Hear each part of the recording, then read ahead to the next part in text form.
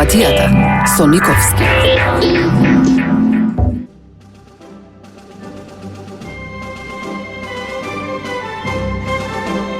Имаме нови настани, ситуацијата се развива во, како сега изгледа моментално, во позитивен правец. Се реализира една неочекувана, организирана на поитна постапка посета на премиерот на Вашингтон, која чинам носи целосен пресврт во кризата со која битисуваме веќе година и пол дена. Најавите се такви, дали тоа ќе се реализира ќе видиме, меѓутоа нашата улога е преку индикатори, преку аргументи, елементи, факти да донесуваме дадени заклучоци кои не обврзуваат во секој случај и може да се покажат погрешни, меѓутоа сега моменталната ситуација е таква, а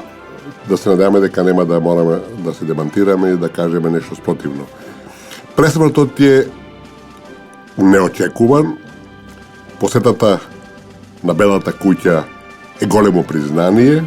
да не речем отворена поддршка, иако нема сомневање дека разговорот не бил лесен, дека се тропало на маса, дека американските интереси кои, како сме повеќе пати рекле, не коинцидираат со македонските, значи имаме едни сериозни разлики во поедомните основи, меѓутоа тие не се причина да одие понатака и да се бараат решенија кои ќе бидат во секој случај поволни и за македонската страна. Тука мораме веднаш да ја нагласиме американската врвна прагматичност. Тие тераат своји политики, ги раководат, ги менеджира, се до моментот кога се гледаат дека работите не одат во правата насока, дека нивните цели можат да бидат доведени во прашање и те имаат кураж, имаат три чисти, имаат доблест, нели така, да направат промена. Такво нешто имавме во 2001 година, кога војната која требаше да струши ова држава за неколку месеци не успеа и место да одат со главата во зидот и да го се обидуваат да го постигнат невозможното, бидејќи за живо чудо државата опстана, носителите на таа војна ги прогласија терористите, како ги нарекуваше Робертсон, за борци за човекови права и се почна нова процедура која нели заврши како што заврши со наш пораз, меѓутоа велам нагласката мора да се стави на таа прагматичност да кога се види дека целта не се постигнува, се променува целата тактика. Основната намера не се напушта, меѓутоа се менуваат нели така временските рокови, временските цели и слично. Исто тоа се случи и сега и причината е, според сегашните сознанија, фактот дека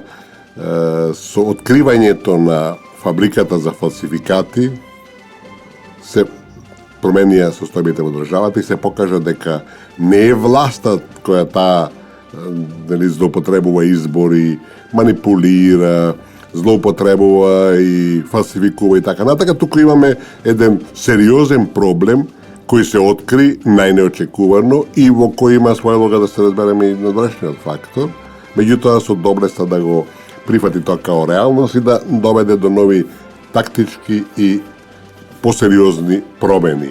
Значи, откривањето на таа фабрика за фалсификати преку личните карти ја дискредитира опозицијата на еден очевиден, севкупен начин. И сето тоа они што до вчера го зборуваа за некаква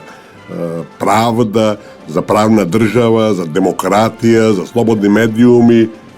падна во вода, бидејќи ако вие правите такви фалсификати, ако имате фабрика за лични карти, фабрика за пасоши, то не само македонски, него и турски, бугарски и слично, дека имате база на снимени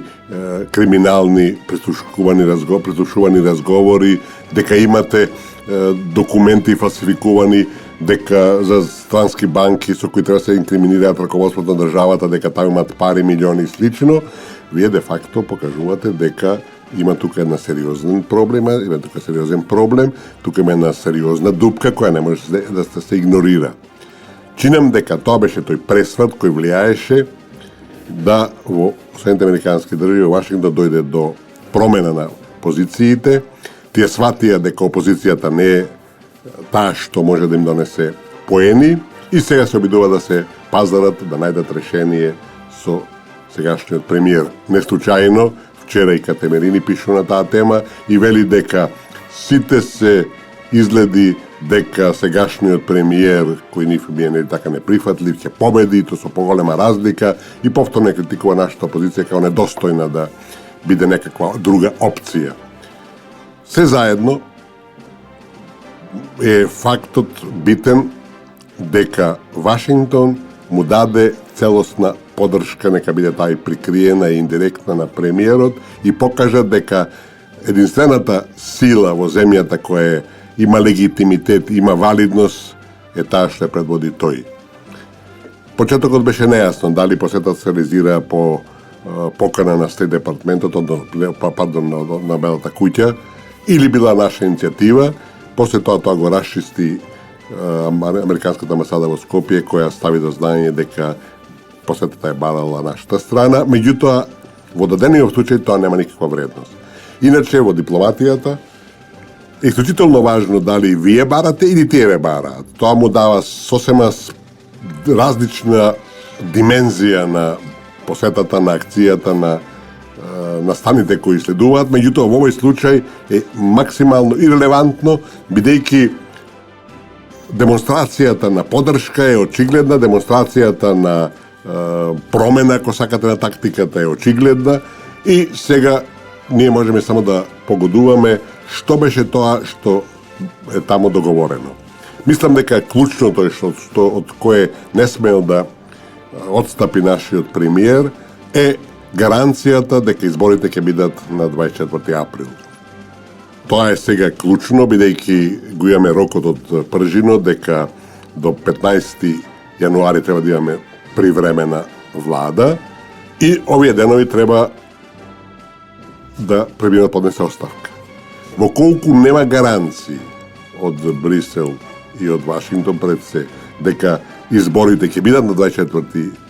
април, нема потреба да оставка. Тоа сме го рекли и порано, сега да го повториме, и тоа значи дека сега се прекршува целата ситуација, се прекршува се што е сврзано со нашата криза, и то на еден драматичен начин. Уште не е јасно дали ќе има оставка на премиерот, бидејќи деталите од Вашингтон не се познати, а Вашингтон бидејќи главниот режисер меѓутоа од позадина, ние сега ја очекуваме посетата на Хан, на комесарот Хан, кој треба на лице место да ги обелодени тие работи, и неговата посета е чиста формалност, да не речеме туристичка, бидејќи тој сепак тука ќе ги обелодени картите кои се договорени во Вашингтон, и сето тоа ќе стапи на сила и ќе биде обелоденето. Не може да се избегава во петок при неговата посета да не се каже ќе има избори и нема да избори. Ако нема избори, тоа ќе нема да има оставка на владата. Нема ли оставка, односно на премиерот, нема ли оставка на премиерот, значи дека одиме во една нова насока која е неповолна за сите. Моментално шансите се дека ќе има избори на 24 април, дека ќе следи оставката на премиерот, дали тоа ќе биде во петок или сабота, е релевантно, дека новата влада ќе биде под итна постапка формирана, бидејќи тука нема никакви непознаници, се знае кои се представниците на техничките, така наречени представници во владата од страна на опозицијата. ВМРО и ДУИ го имаат концептот на новата влада, се знае, тие го знаете кој ќе биде новиот премиер, ние не го знаеме и не мора да го знаеме. Така да, значи утре, задутре ние ќе имаме целосна разврска на ситуацијата, меѓутоа сега е веќе јасно дека одиме во позитивна насока, иако деноиве гласно и јасно опозицијата и зајавелат зашто нема избори во јуни или во септември. Ако до тоа дојде, тоа ќе биде катастрофа за земјата, и мислам дека за тоа се свесни и факторите во Вашингтон и факторите во Брисел, и тоа нема се дозволи. Да се надеваме дека ова разврска која ни предстои во последните можеби 24 или 48 сати ќе биде поволна за земјата и ќе трнеме во една поволна насока. Деновиве имавме и мала театарска представа, кога тука предстојува така наречената тројка, тоа се европарламентарци предводени од Вајгл, и кои добиваат нагласена улога, а тие се прават важни, мислиш дека поважни уште нема на светот.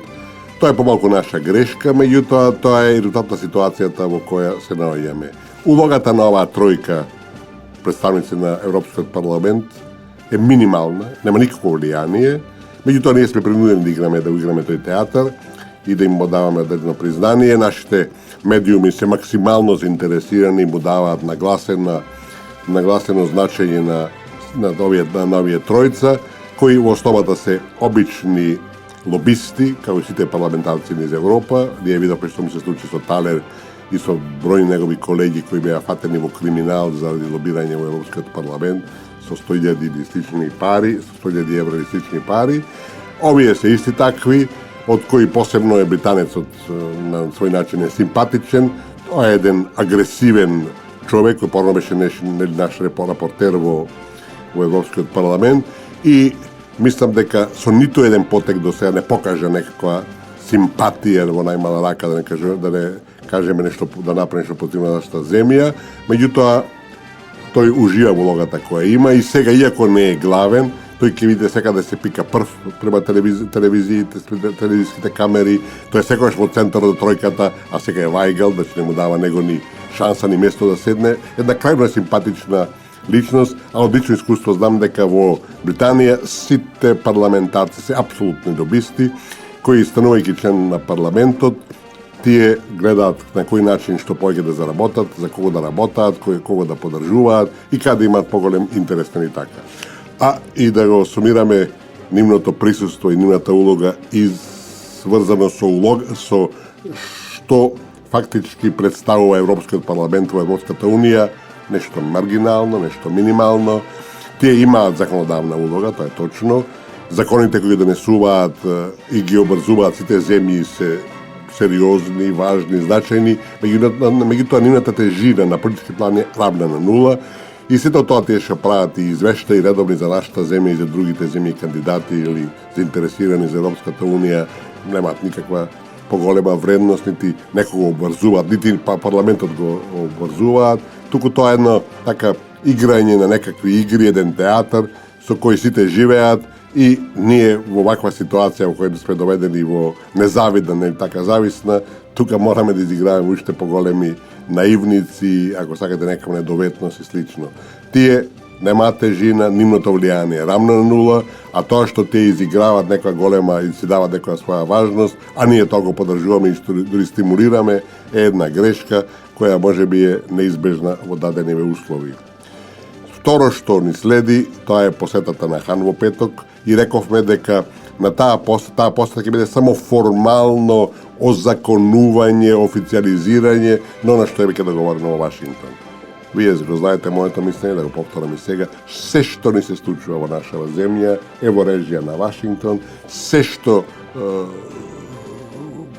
ни се става како пречка на патот кон евроатлантски интеграции доаѓа од Вашингтон и апсолутно не држат тезите дека Грција е таа што не попречува и некој друг и некој трет. Да го повториме она што сме кажале, дека доколку Вашингтон навистина сака Македонија да влезе во НАТО, ќе влеземе за 6 месеци и нека биде за година дена, бидејќи ние имаме таа можност преку амбасадорската група, односно амбасадорите во Брисел, да се промовира, односно да ни се испорача поканата за членство, значи не мора да чекаме нити самит, нити министерски состанок како Црна Гора, туку тоа може да се активира за недела или за 10 дена. Според тоа, ниту Грција, ниту Света Грција не може да го попречи приемот на Македонија во НАТО, доколку Вашингтон искрено и има интереси да Македонија стане членка на Алијансата. Тоа не е случај. Сите наши блокади, уцени и ултиматуми доаѓаат од Вашингтон. Сите изјави на американските врвни представници последниве, можеби, 7-8 години по Букурешкиот состанок во 2008 година покажуваат и докажуваат дека од тамо доаѓаат сите најави, вести, информации и ставови во суштината. Прво името, потоа членство. Во Букуреш во 2008 година не беше возможно да се промени вкупната политика на Алијансата према Македонија од отвореност и добронамерност и очекување да бидеме примени во блокада, уцена и ултиматум, прво името, потоа членство. Тоа е непристојна понуда, односно блокада, која никој во држава нема да ја прифати. Јас мислам дека и опозицијата, ако дојде на власт еден ден, нема да има сили и кураж да прифати дека државата треба да се прекрсти, бидејќи знае дека тоа е историска грешка и ќе бидат веднаш казнети после таква постапка. Така да, тоа е ситуација која очигледно беше една од главните теми и во Вашингтон. Факт е дека Соединените американски држави се денес нагласено заинтересирани, дури повеќе од нас во Македонија, да вашата земја стане поскоро членка на НАТО, на Алијансата. Неодамнешната посета на Џон Кери на Атина и на регионот беше и во Приштина, беше и на Кипар, беше апсолутно мотивирана од обидот да се убеди Грција да попушти малце во насока на изнаоѓање некој така наречен компромис околу нашето име, со цел да се овозможи да дојде до промена на прекратување на државата и Македонија стане членка на НАТО. Тоа е мотивирано од состојбите кои се сега реални на глобален план, а тоа е студената војна меѓу Русија и Америка, која стана реалност после украинската криза, по отварањето на украинската криза, и нема никакво сомневање дека таа студена војна ќе се проширува, ќе се продабочува и ќе биде еден константен показател на врвот на светската политика. Тоа е предизвикано од стратегијата, филозофијата, ако сакате, на Бжежински, која е доминантна во Соединените американски држави,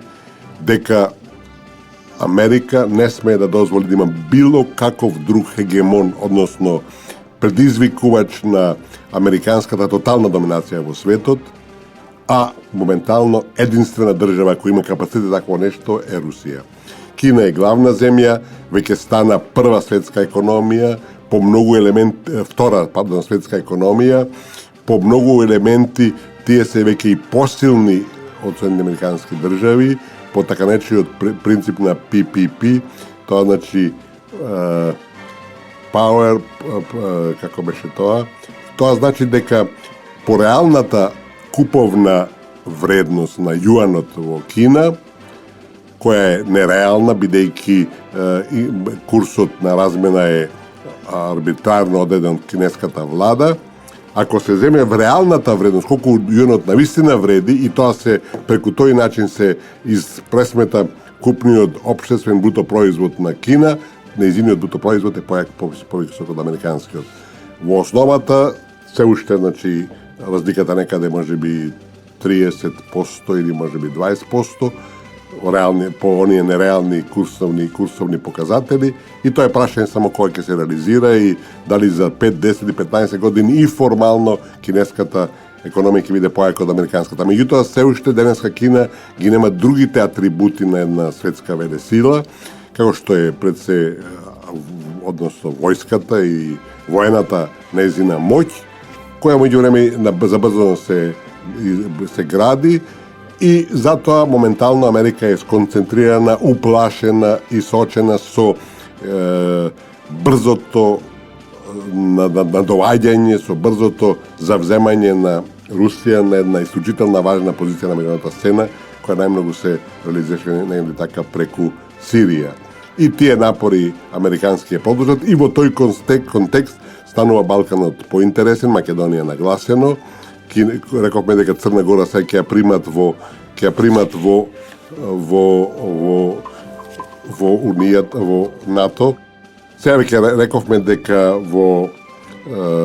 Црна Гора ќе ја примат во Алијансата точно во тие консидерации, и Македонија има станува едно празно место, и сите напори ќе бидат Македонија да што поскоро влезе во Алијансата, меѓутоа рамките кои ги поставија, тоа е прекрстувањето, и да бидеме сигурни дека во овие разговори кои имаше преминат во Вашингтон, тоа имаше клучно место, бидејќи тоа е една од основните задачи на Соединените американски држави.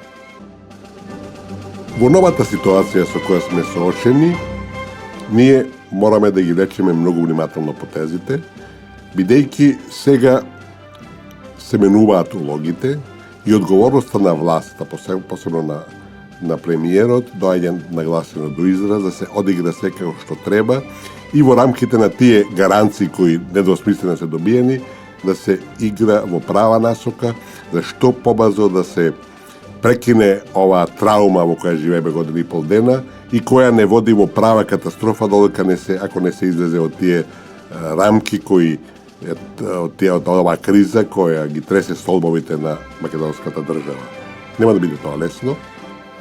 Меѓутоа, сега се, макар што би рекле,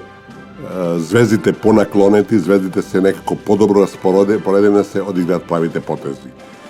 Ние ќе имаме, веројатно, после некое време и повеќе информации за разговорите во Вашингтон. Тоа не треба да биде спорно и мислам дека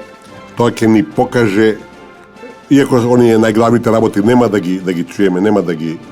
ги разбереме, меѓутоа факт е дека разговорите кои биле сигурно тешки, напорни, сигурно со поставување на разни услови, поголеми или помали, да не речам и уцени, знаете во политиката и поготово врната политика, тоа е многу често случај, али сепак, сега имаме поповолна ситуација, поповолна позиција, иако се движиме во правата насока, мислам дека може да се стигне до изборите во април, кои ќе бидат апсолутно подобри од досегашните, а не беа лоши ни последните во 2013 година, меѓутоа проблемите кои ја поставени после тоа беа игра менаџирана, конципирана од надвор, се со цел да се дојде до решение за името. Да не забораваме дека клучен, суштински, главен, основен проблем со кој се речува државата, на кој играат и странските фактори, чиј интерес е странските фактори е тој проблем да се заврши, односно да се прекрасти Македонија. Тоа не сме да го дозволиме во никој случај, бидејќи тоа ќе значи крај не само за македонскиот народ, туку и за државата. Ако нема македонци во оваа држава, ако се тие прекрстени во северно корејци или нешто слично, оваа држава не е потребна. Оваа држава е сепак на македонскиот народ, не поценувајќи ги правата и опорските на сите граѓани кои живеат во неа, меѓутоа во целиот свет и основата демократијата е владењето на мнозинството над малцинството. А кај нас, поради тоа што така нареченото македонско прашање е се уште актуелно кај мнозина и во светството и малку пошироко, се обидуваат одредени сили и во земјата и надвор да го изместат тоа систематско, односно институционално, ако сакате поточно речено, владење со државата, каде мнозинството мора да доминира и да, водејќи се разбира сметка и за малцинството, меѓутоа тоа да биде носител на државните политики. И на што ни се случува за се тоа избегне, имавме прво во 2001 година со така наречениот Охридски рамковен договор, изместување на државата, негирање на уставот и четворица племенски поглавици решава за судбината на земјата, се разбира по диктат на надворешниот фактор. Такво нешто ни се повторува се со пржино, што може се смета како некаков втор рамковен договор, кој треба уште повеќе да деловира државата, особено нејзиниот македонски карактер, и да пак четворица лидери, што значи дека нема тука малцинство и мнозинство, тие четворица се еднакви во својата позиција на тие средби, да тие решаваат што ќе правиме понатака. Сите се тоа, реков, сето тоа е валоризирање на интересите на странскиот фактор, кој ние на жал го толерираме и кој нас се повеќе и повеќе ни се враќа како бумеранг. Кога зборуваме за следбата во Вашингтон, да кажем уште следното, дека ние како држава се уште немаме доволно сили, што по многу што е разбирливо, можда е неоправдливо, али е сепак на некој начин разбирливо, дека се обидуваат, дека не немаме капацитет да ставиме на маса што е што и често пати зборуваме за американците како наш стратегиски партнер. Тие не се наш стратегиски партнер, тие се главен и доминантен фактор и во светот и на Балканот особено, тие што ни се како гувернери во државата и не водат и прават, не влечат од содалечинско, не диригираат што и како да правиме поготово преку албанскиот фактор во земјата. Меѓутоа, ние мораме што поскоро да најдеме сили, да разговараме отворено со нив и да им кажеме дека многу потези до сегашни на американската дворешна политика кон Македонија беа неприфатливи, не водеа сметка за основните интереси на државата и дека оваа криза со која денеска се соочуваме веќе година и пол дена е резултат токму на таквата политика. Ако Македонија, која ги исполни сите услови за прием во НАТО во 2008 година, беше примена за членка на Алијансата, оваа криза немаше биде возможна и немаше да се случи. А тогаш, да подсетиме, дури една Грција јавно кажа Македонија ги исполни сите критериуми за членство. И што се случува? Се случува на вклучувањето на политиката на двојни стандарди, да се игнорираат нашите резултати, да се игнорира привремената спогодба со која Грција се обврза да не ја попречува нашата земја и се блокира нашиот прием. И не само што се блокира нашиот прием, туку се прави еден целосен пресврт во политиката на НАТО кон Македонија, со тоа што место отворени врати, за нас вратите се ширум затворени, со поставување тие нелегитимни, нечесни, непристојни услови да се прво прекрстиме и после да станеме членка на Алијансата. Ние мораме тоа да го ставиме на маса, ние мораме да отворено разговараме со американците кои се единствен фактор. Ние рековме да повториме дека Брисел има секундарна улога, Брисел е само реализатор на она што ќе биде договорено или што Вашингтон ќе го диктира. Тоа истото ќе се случи деновиве кога Хан ќе дојде во Скопје. Тој не носи ништо во својата торба, освен она што беше испорачано во Вашингтон преди следбата на премиерот со Бајден. Тоа е реалната ситуација и во тие реални рамки ние мораме да бараме перспектива, бидејќи понатамошното држење на Македонија под блокада, уцена и ултиматум не е во интерес на државата и тоа може да доведе до сериозно загрозување на нејзината безбедност. А ако тоа се случи, ќе биде загрозен и целиот регион. Значи Македонија не може да се гледа изолирано, не може да се смета како нешто одвоено од целиот регион, кој има слаби точки, кои се исклучително сериозни. Тоа е Црна Гора, тоа е и Косово, а особено Босна и Херцеговина, така да таа меѓузависност на трите тие фактори мора да се гледа во една целина и ние да се избориме за она што ни припаѓа, да ги забрзаме тие евроатлантски, односно евроатлантски интеграции со единствена цел да обезбедиме стабилност на земјата. Како што рековме, ако Македонија беше дел од Алијансата, по самитот во Букурешт, вакво нешто ќе беше незамисливо. Од повеќе аспекти и земјата немаше да продолжи да паѓа, нејзиниот рейтинг да се намалува и можноста за излез од состојбите околу името да бидат се помали и помали во смислу на некакво решение кој ќе води сметка и за фундаменталните интереси на Македонија и на македонскиот народ, а не да биде нешто контрпродуктивно што ќе доведе до дестабилизација. И во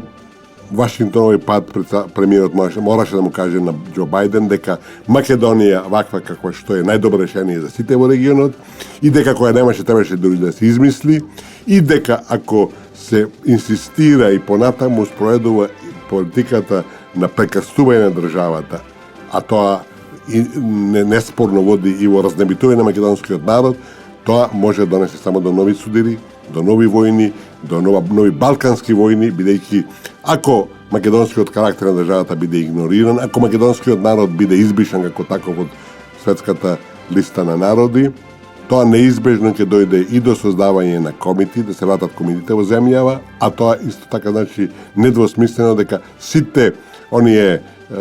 јавни де факто аспирации кон Македонија кои доаѓаат и од Бугарија, и од Грција, и од албанскиот фактор, било во земја, било надвор од неа, ќе дојде до целосен израз и тука нема да исклучат ни Србија, која исто така има своји интереси, да не забораваме дека по Букурештскиот договор овој дел беше доделен на Србија и благодарејќи на србите во 1944 година кои прифатија делумна ревизија на Букурештскиот договор, се формира оваа држава. Да не беше тоа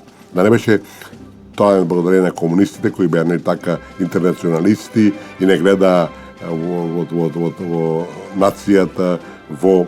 некои историски наследени придобивки на еден тесен и некоректен начин во основата, тие прифатија, нашите комунисти прво се изборија, а србите прифатија дека македонскиот народ е реалност која не може да се игнорира, така дојде до историски чин на создавање на Република Македонија во 1944 година и тоа мора да се почитува. Меѓутоа, ако денеска или утре оваа територија, така наречена тогашна Вардарска Бановина, биде доведена во прашање, србите со полно право ќе ги покажат своите аспирации, а не само преку црквата, која се уште ја држат како некој отворен канал за аспирации, дека нивните цркви се, нашите цркви се нивни, дека цар Душан и слично тука имаат некоја подолгорочна историја, а пред се така наречената Вардарска Бановина. Деновите минуваат, ќе бидат драматични, ќе бидат жестоки, меѓутоа сега може и повеќе од било кога се зависи од нас како ќе одиграме и што ќе превземеме. Тоа го нагласувам, бидејќи периодот до 24 април е краток. Треба се направат максимални напори да се избоксира све што е во рамките на ДИК, односно на чистење избирачкиот список. Одамна знаеме дека таму има доста проблеми. Тука нема да оди лесно, бидејќи клучен проблем предпоставам се тие што се веќе иселени, што не живеат во државата и што немаат фактички право на глас, а се на избирачките списоци. Тука ги има од сите етнички заедници, од една се нагласено присутни и тука ќе има сигурно сериозни отпори, покрај другото, затоа немавме ни попис, покрај другото, затоа некои не сакаат да се проверува од врата на врата. Тој процес мора да оди на начин што ќе биде задоволителен за сите, да се оди од врата на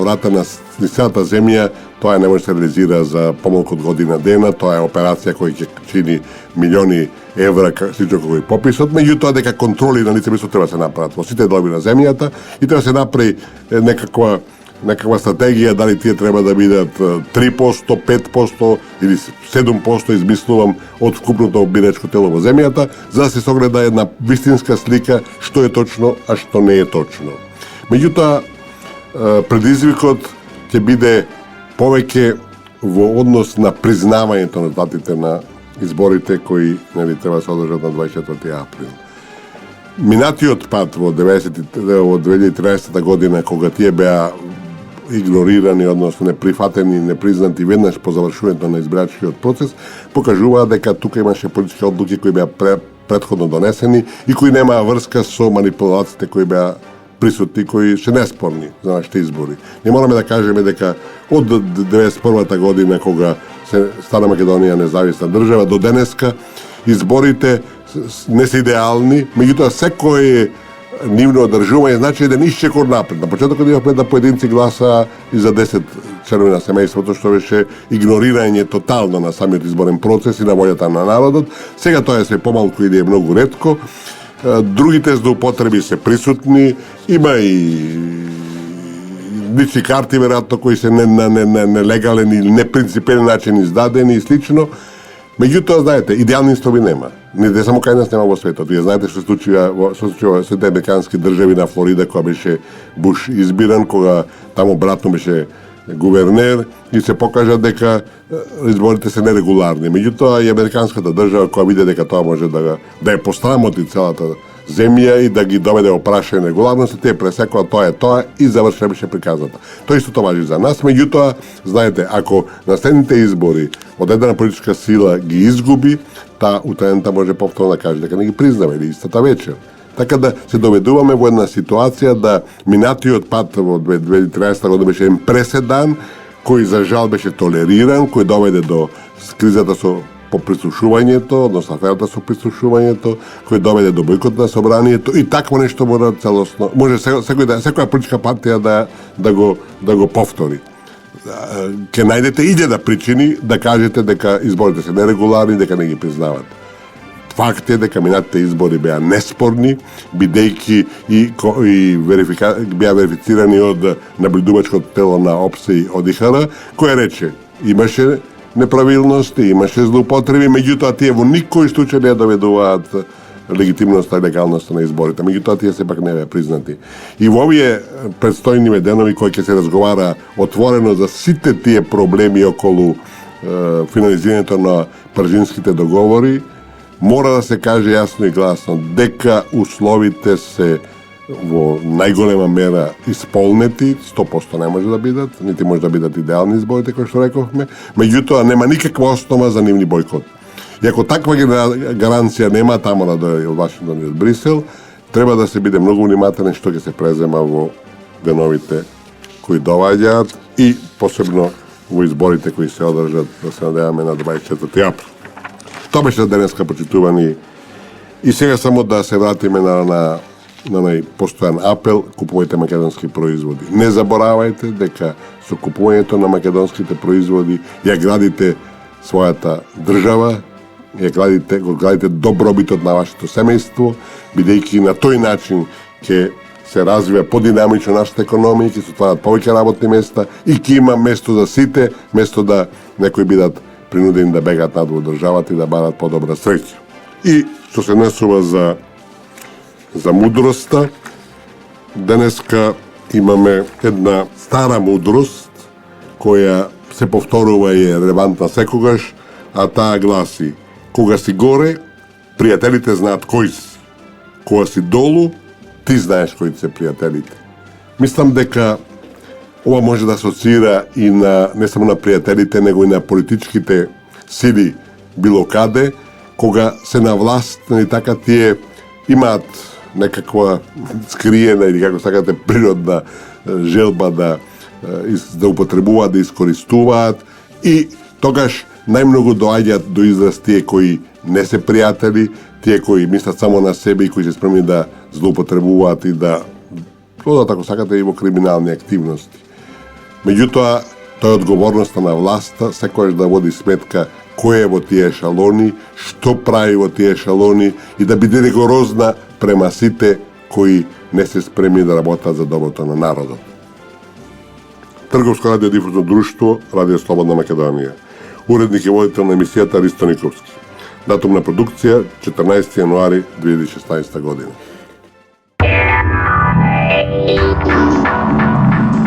За дипломатијата со Никовски.